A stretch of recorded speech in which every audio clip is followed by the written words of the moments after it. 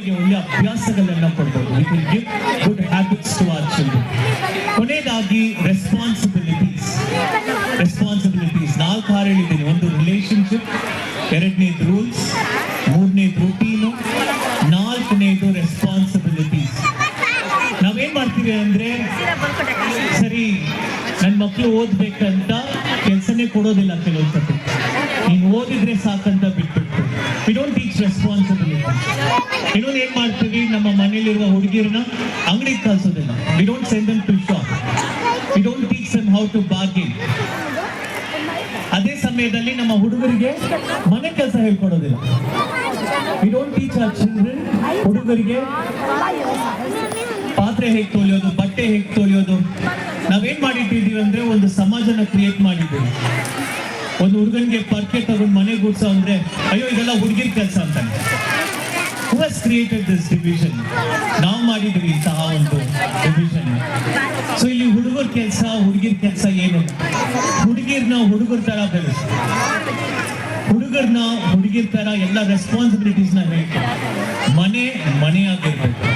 So that we break a lot of these stereotypes the society later. ಎಲ್ಲ ಅಂದ್ರೆ ಇನ್ನೂ ನಾವು ಹೆಣ್ಮಕ್ಳನ್ನ ಇದನ್ನೇ ಮಾಡಬೇಕು, ಹುಡುಗರಿಗೆ ಇದನ್ನೇ ಮಾಡ್ಬೇಕಂತ ಒಂಥರ ಒಂದು ಕೆಟ್ಟದಾದ ಒಂದು ಸಮಾಜನ ಸೃಷ್ಟಿ ಮಾಡ್ತಾರೆ. So my suggestions to all the parents here is to follow these 4 R's in your parenting. ಮೊದಲನೇದಾಗಿ relationship. Teach them how to talk to boys, teach them how to talk to girls. ಎರಡನೇದಾಗಿ rules create ಮಾಡಿ. Your children have no work outside after 8 o'clock. They have no work, anything. They have nothing to do after 8 o'clock. So third, I think routines.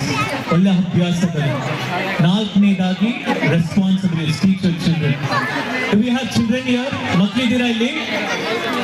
Yes or no? Make some more noise. Yes or no? Can't hear you.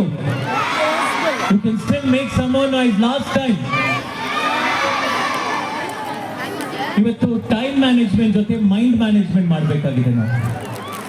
Of course time management is important, but more than that mind management.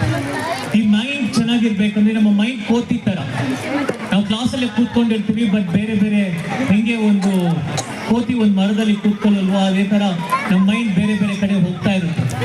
Even when we sit for studies, we have so much of distraction.